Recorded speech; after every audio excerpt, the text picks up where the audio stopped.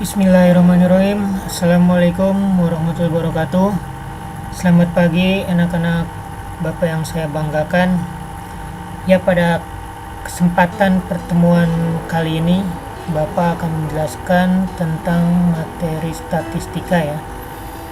Nah, adapun kompetensi dasar dari statistika ini adalah mengevaluasi kajian statistika dalam masalah kontekstual dan menyelesaikan masalah kontekstual yang berkaitan dengan kajian statistika. Ada yang tahu apa itu statistika? Ya, untuk lebih jelasnya kita bahas ya bersama-sama. Nah, dalam kehidupan sehari-hari ini sering sekali kita mendengar statistika atau seringkali banyak yang menggunakan ilmu statistika ini ya. Coba apa aja ya? Nah, ini salah satu ilmu statistika yang digunakan dalam kehidupan sehari-hari. Ini merupakan data COVID-19 yang dikeluarkan oleh Humas Kabupaten Bekasi. Di sini terdapat angka-angka ya dari kasus positif, pasien dalam pengawasan, orang dalam pemantauan, ataupun orang tanpa gejala. Nah, ini salah satu contoh statistika dalam kehidupan sehari-hari. Nah, ini contoh statistika dalam bentuk tabel ya. Nah, ini Bapak ambil dari tanggal 13 Juli 2020 ya. Nah, ini juga contoh statistika dalam bentuk diagram garis. Ya, selanjutnya, nah, kita sering sekali ya mendengar istilah tentang datum, data, statistik, populasi, dan sampel. Sebenarnya mereka itu siapa sih ya? Apa sih mereka itu? Kayak gimana sih bentuknya? Nah, kita akan bahas bersama-sama. Nah, ini dalam kehidupan sehari-hari sering kita temukan keterangan-keterangan dari suatu kejadian atau objek, baik yang berupa angka, simbol, atau sifat sebelum mengambil keputusan. Nah, jadi data itu merupakan kumpulan dari keterangan-keterangan tersebut, yaitu gabungan dari angka, simbol, dan lain-lainnya. Itu disebut data. Nah, sedangkan datum itu hanya masing-masing keterangan, contohnya kayak angka saja, simbol saja. Nah, itu disebutnya datum. Nah, bisa disimpulkan data itu merupakan bentuk jamak dari datum. Nah, kalau data itu keseluruhan intinya ya, sedangkan datum itu hanya angka saja atau simbol saja. Nah, itu perbedaan antara data dan datum. Nah, sekarang ini perbedaan antara statistik dan statistika. Apa itu statistik? Apa itu statistika? Apakah itu sama atau beda ya? Nah, di sini. Jadi statistik itu merupakan kumpulan keterangan-keterangan yang tadi itu bisa berupa angka, bilangan, ukuran-ukuran atau simbol-simbol yang mewakili data tersebut. Nah, itu disebut statistik. Sedangkan statistika itu ilmu ya, ilmu yang mempelajari cara atau metode pengumpulan data, penyajian data, pengolahan data, sampai dengan penarikan kesimpulan. Nah, itu statistika. Jadi jangan sampai salah ya. Kalau statistika itu ilmunya untuk mempelajari statistik. Nah, kalau statistik itu kumpulan-kumpulan dari angka, bilangan, atau simbol-simbol dalam suatu data. Oke, selanjutnya. Nah, tadi ada populasi dan sampel. Apa sih populasi? Apa sih sampel itu, ada yang tahu? Ya, populasi itu adalah keseluruhan dari data. Nah, ini nih. Jadi di sini tuh misalkan data itu adalah berbentuk orang. Nah, jadi ini semuanya nih. Semua data itu disebut populasi ya, keseluruhan. Sedangkan sampel itu adalah sebagian dari populasi atau yang hanya tertentu saja yang diambil ya. Jadi sebagian dari populasi. Ini berbedanya, kalau populasi itu keseluruhan, kalau sampel itu hanya sebagiannya. Nah, ini sampel adalah sebagian dari populasi.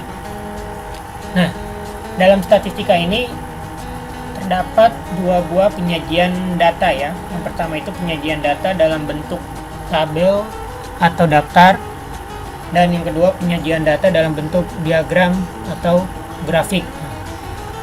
Nah, ini kita bahas satu-satu ya. Nah, penyajian data dalam bentuk tabel atau daftar ini bisa kalian lihat. Nah, di sini ada dalam bentuk tabel ya pertama nih atau daftar. Jadi di sini ada tinggi badan siswa kelas 12 di suatu SMK. Nah, cara bacanya gimana? Nah, di sini nih. Di sini ada tinggi badan dan ada frekuensi. Nah, kalau tinggi badan itu berarti kan tinggi dari badan seseorang ya. Kalau frekuensi itu adalah orang tersebutnya, ada berapa jumlahnya, jumlah orang itu ada berapa.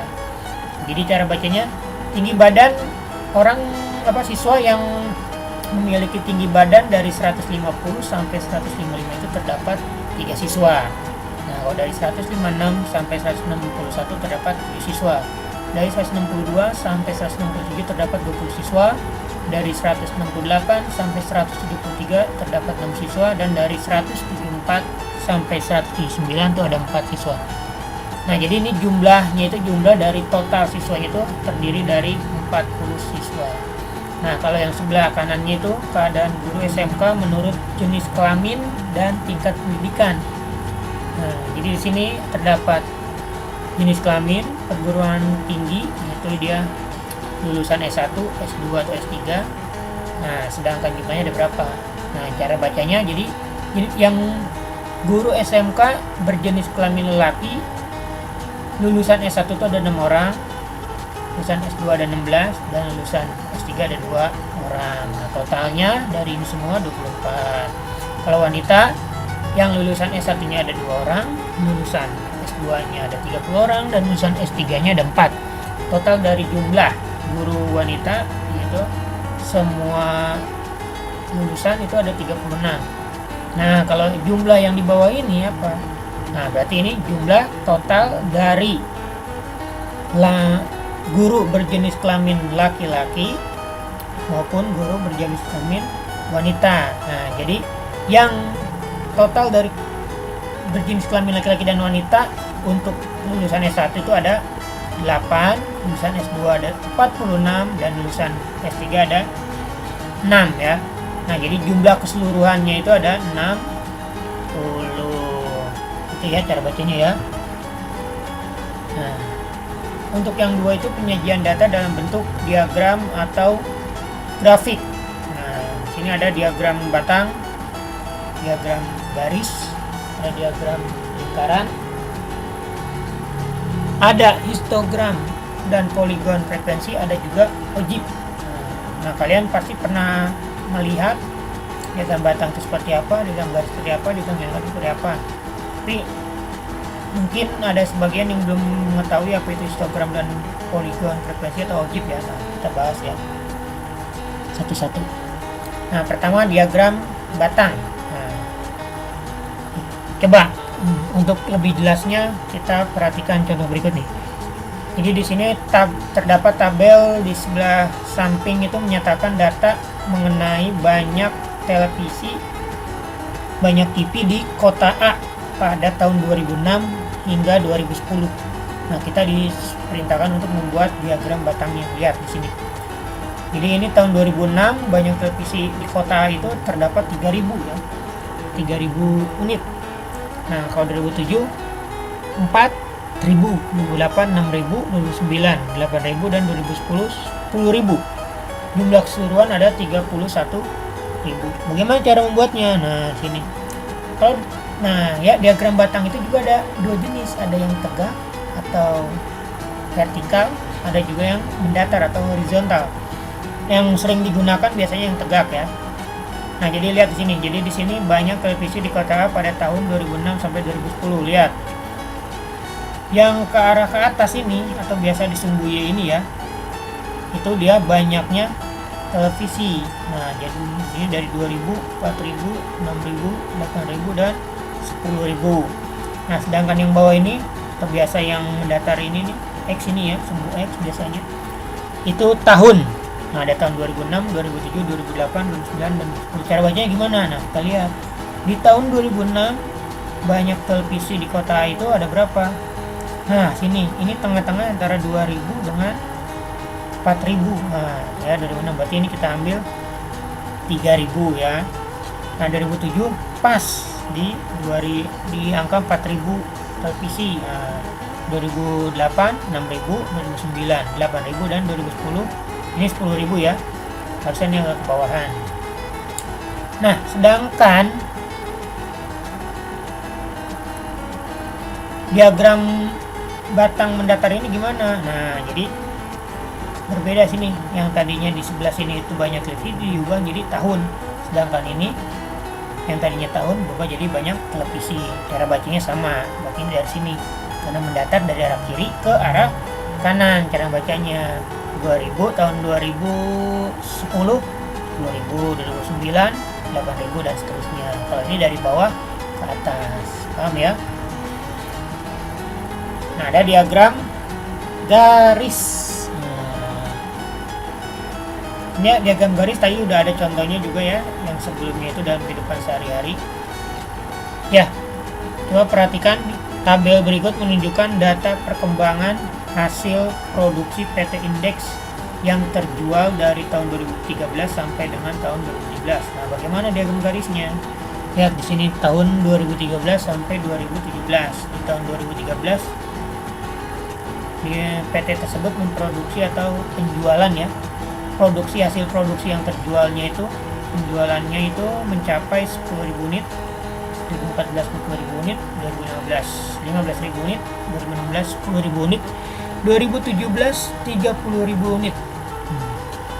Nah hampir sama seperti diagram batang, hanya saja ini hanya berupa garis, kalau tadi kan berupa persegi panjang ya. Nah ini lihat di 2013, nah ini ada garisnya, dia ada di angka 10.000, 2014 di angka 20.000, 2015 di angka 15.000, 2016 di angka 10.000, dan 2017 di angka 30.000. Berarti PT Indeks tersebut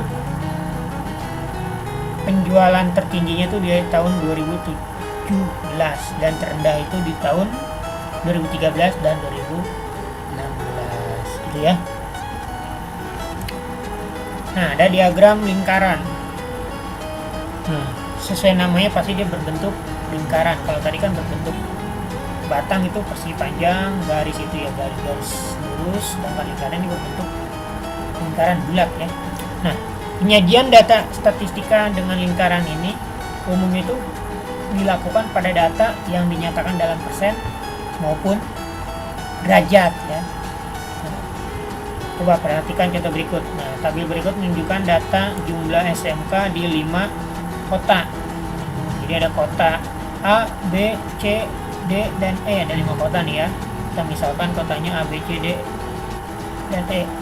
Nah, banyak SMK di kota A ada 100 SMK, di kota B 200 SMK, di kota C 400 SMK, di kota D 800 SMK, dan di kota E 20 SMK ya. 80 SMK ya kota D. Jadi total keseluruhan dari 5 kota, jumlah SMK total keseluruhannya dari 5 kota itu ada 800 SMK. Bagaimana cara membuat diagram lingkarannya Pak? Gini caranya ya. Nah misalnya di kota A, nah ini kita buat misal dalam bentuk derajat ya. Karena dalam bentuk derajat, nah besar derajat dari lingkaran ini kan 360 derajat. Nah, berarti di sini, nah ini apanya nih? Ini itu banyaknya SMK-nya ya, di atas itu banyaknya data. Datanya itu ada 100. Sedangkan per bawah ini 800 itu apa? Jumlah keseluruhan datanya. Nah, jadi di kota A ini banyaknya SMK itu ada 100, sedangkan jumlah keseluruhan SMK itu ada 800. Kita kalikan dengan 360 derajat karena total sudut dari lingkaran ini 360 derajat. Nah ini 100 dibagi 800 kali 360 derajat itu besarnya 45 derajat. Nah, jadi yang A itu segini ya, dalam diagram lingkarannya. Kota B, nah, karena datanya itu SMK-nya hanya ada 200 dan totalnya 800 atau 9 SMK. Nah jadi 200 per 800 kali 360 yaitu 90 derajat. Nah 90 derajat B yang mana? Nah ini B derajat ya. Yang C ada 180 derajat. Nah ini paling besar nih, 180 derajat ya, atau ini bisa dibilang setengahnya. Kalau yang ini berapa nih, seperempatnya ya, seperempatnya di kota B. Yang kota D, nah ini kota D 80 per 800 kali 60 ya, 36%. Nah ini kota D dengan kota E 20 per 800 kali 360 derajat, yaitu 9%. Nah jadi yang paling kecil ini kota E karena hanya terdapat 20 SMK. Nah bagaimana kalau misalkan kita ingin menyatakannya dalam bentuk persen, Pak? Nah kalau persen itu kan maksimalnya per 100 ya, atau 100% ya. Nah 100% itu berarti di sini sama aja, ini banyaknya data, bukan banyak data, data di suatu kota tersebut ya, ini 100 per jumlah keseluruhan datanya ada 800 kali 100%. Nah berarti kan ini 100 per 800 dikali 100%. Jadi berapa?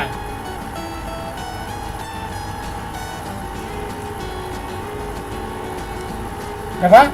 Ya 12,5% ya. Kalau yang ini 200 per 800 kali 100%. Jadi berapa?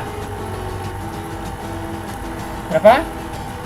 25%. Kalau yang ini 400 kali 800 400 dibagi 800 kali 100%. Jadi berapa hasilnya? 50% dan seterusnya gitu ya. Paham ya? Ya. Nah, selanjutnya, nah ini Bapak akan mengajarkan tentang menyusun tabel distribusi frekuensi berkelompok. Nah, ini ada langkah-langkahnya. Langkah pertama itu buatlah statistik jajaran dari data mentah. Nah, nanti ada diberikan data mentah. Itu biasanya berupa angka ya. Kemudian tentukan nilai jangkauan data, atau disimbolkan dengan J. Nah, ini ya. Jadi rumusnya itu yang pertama kalian harus menentukan jangkauan datanya dengan rumus data maksimum. Nah, data terbesar, data maksimum itu ya, dikurang data minimum atau data terkecil dari data mentah ini. Langkah kedua, tentukan banyak kelas. Nah, ini menggunakan kaidah empiris Stargess ya, yaitu rumusnya K. Nah, ini simbol dari banyak kelas sama dengan K sama dengan 1 ditambah 3,3 dikalikan logaritma dari N. N itu banyaknya data. Kalau datanya ada 30 gitu ya. Angka 3, tentukan panjang atau interval kelas. Nah, panjang kelas itu rumusnya yang tadi, langkah pertama itu tadi, yang hasil dari jangkauan dibagi dengan banyaknya kelas.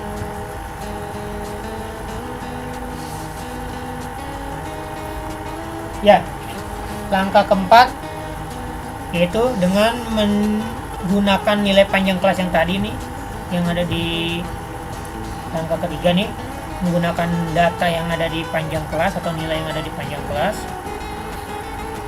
ya. Kita tetapkan kelas-kelasnya, yaitu apa tuh kelas-kelas itu, nilai-nilainya, rentang nilainya. Kalau langkah 5, tentukan frekuensi setiap kelas dengan menggunakan sistem turus. Nah, bisa turus, bisa langsung ditentukan ya. Kita tentukan. Nah ini contohnya. Tadi ada 5 langkah yang harus kalian ketahui ya untuk membuat data tabel frekuensi. Nah, coba contohnya ini, suatu data diperoleh dari 40 kali pengukuran. Nah, ini pengukuran ya. Telitinya sampai milimeter terdekat. Nah, sebagai berikut. Ini ada 157, 149, 125, 144, 132, 156, 164, 138, 144, 152 sampai dengan 128 nih yang paling akhir nih. Ini terdiri dari 40 data ya, 40 datum, bukan data, tapi 40 datum.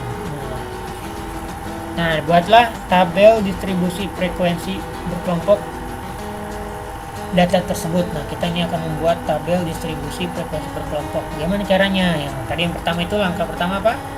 Kita tentukan jangkauan datanya dengan rumus. Nah, ya.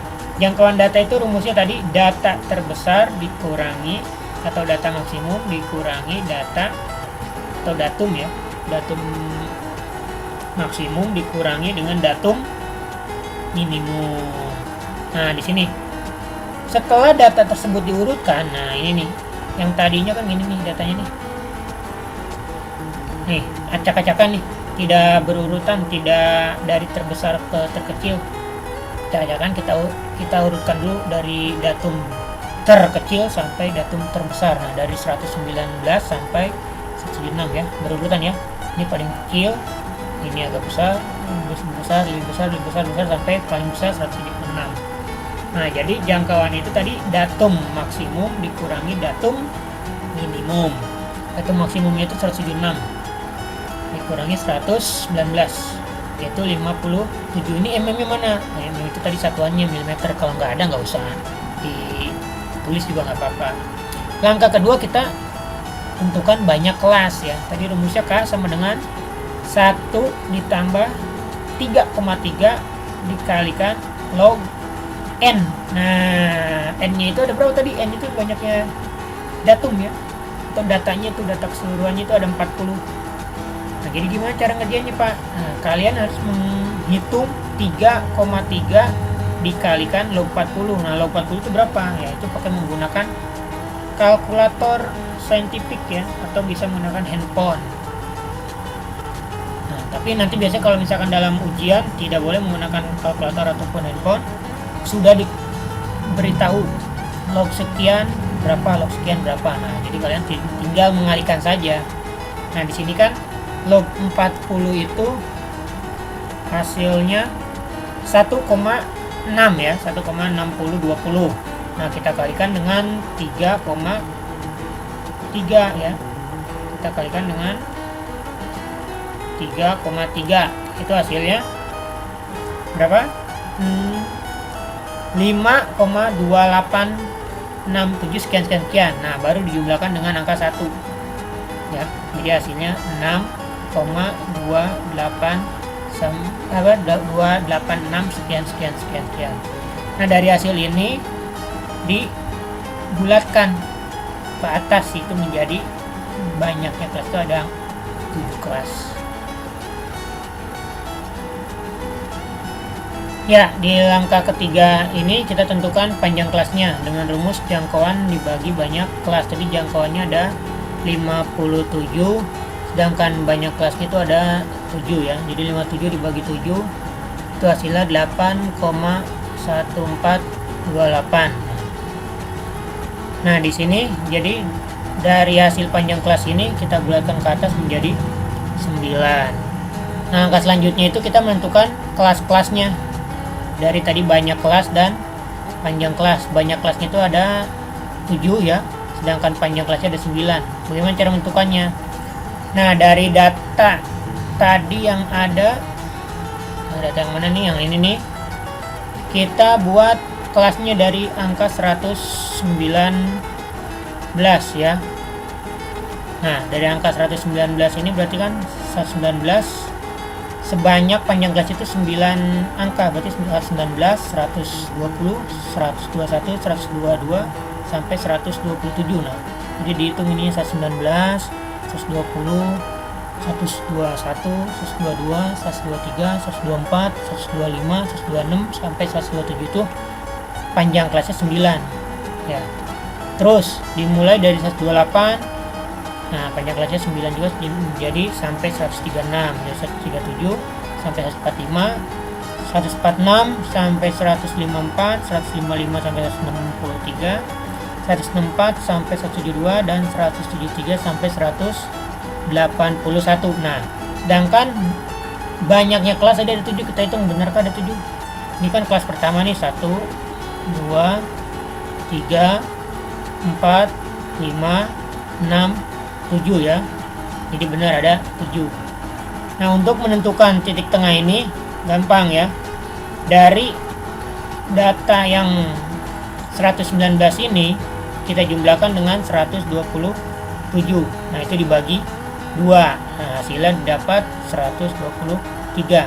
Sama untuk kelas berikutnya ya, yaitu 128 sampai 136 kita jumlahkan dibagi 2. 137 dijumlahkan dengan 145 dibagi 2, dan seterusnya sampai 7 kelas.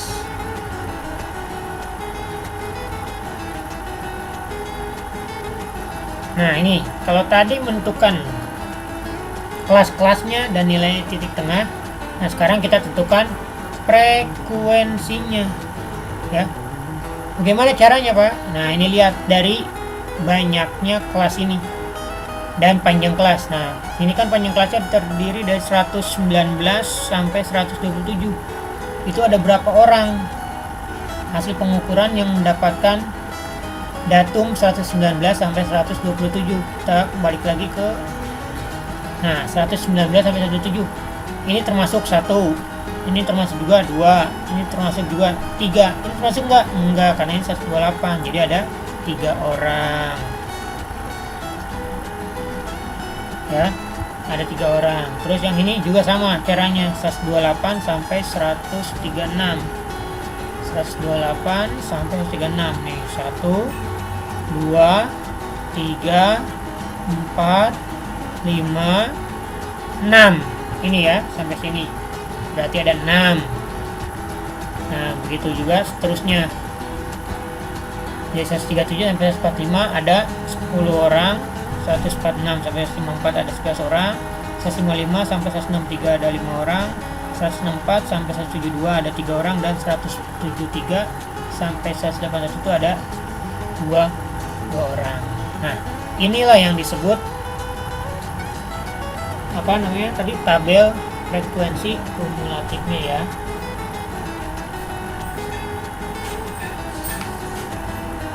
Oke, paham sampai sini? Ya. Ya. Selanjutnya kita membuat histogram dan ojib ya. Kita membuatnya dari tabel yang tadi di langkah 5. Nah, di sini histogram ini merupakan gabungan dari diagram batang dan juga diagram garis ya. Nah, diagram batang ini dia berdempetan. Kenapa berdempetan atau berhimpitan? Karena di sini kita menentukan tepi bawah atau tepi atasnya ya, batas bawah atau batas atasnya. Nah, bagaimana cara menentukan tepi bawah? Tepi bawah itu gampang ya. Yang tadi itu, nah ini kan 119 nih, ini kan tepi bawahnya nih. Ya, ini batas yang paling bawah. Kalau tepi bawahnya itu 119 dikurangi dengan 0,5, jadi 118,5. Yang ini kalau tepi atas ditambah 127 ditambah 0,5, jadi 127,5.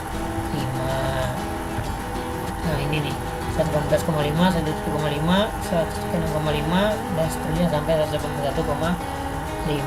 Nah, sedangkan kalau diagram garis itu hanya titik tengahnya, titik tengah dari apa ini namanya nih, diagram batang ya. Nah, jadi kan di sini diagram batangnya 123 itu ada berapa orang tadi? 3 orang. 100 ya. Terus yang ini dari 127,5 sampai ke 136,5 itu ada 6 orang, dan seterusnya. Nah, sedangkan titik tengahnya itu ada 123 itu ada 3 orang, 132 itu ada 6, dan seterusnya. Atau ini biasa disebut yang garis ini tuh poligon frekuensinya. Nah, kalau ojib itu seperti apa, Pak? Nah, kalau ojib ini dia diambil dari tepi bawah dan tepi atas ya. Nah, ini kan diambil dari tepi atasnya. Jadi ini 127,5, 136,5. Nah, jika datanya kurang dari 127,5 itu ada berapa frekuensinya? Yaitu ada 3 orang nih. Kalau kurang dari 136,5 ada 9 orang. Ini ya, jadinya dilihat. Nih, ini kan datanya di sini 127,5 karena diambilnya di tepi atas ya. Di atas itu kan 127 ditambah 0,5 jadi 127,5. Lihat di sini, yang kurang dari 127,5 ada berapa? Nah ini kan ada 3. Yang kurang dari 136,5 ada berapa? Berarti 3 tambah 6, 9. Yang kurang dari 145,5 ada berapa? Berarti 3 tambah 6 tambah 10. Jadi ada berapa? 19.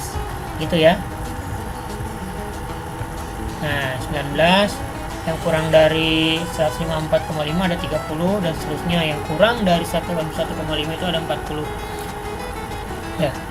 Nah kalau yang kedua ini tabel lebih dari, kalau tadi kan kurang dari, nah ini yang lebih dari 127,5 ada 40. Nah berarti dihitungnya dari bawah kan lebih, nilainya itu lebih dari 127,5.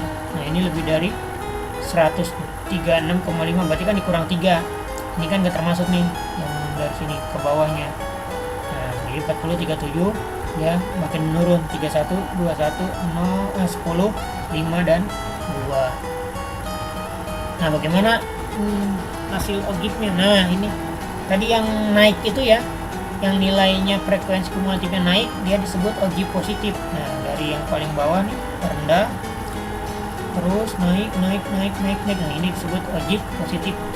Sedangkan yang tadi dari frekuensi kumulatifnya yang tertinggi terus dia turun disebut ogib negatif. Paham ya sampai sini ya? Nah ya, sekian dan terima kasih untuk pertemuan kali ini ya, atau pembahasan materi kali ini. Mohon maaf bila ada salah kata, ada salah ucap. Jika masih ada yang masih kurang dipahami, silakan dipelajari lagi. Jika masih ada atau masih tetap kurang paham, boleh ditanyakan ke Bapak ya, bisa lewat komentar yang ada di Google Classroom. Oke, sekian dan terima kasih. Assalamualaikum warahmatullahi wabarakatuh.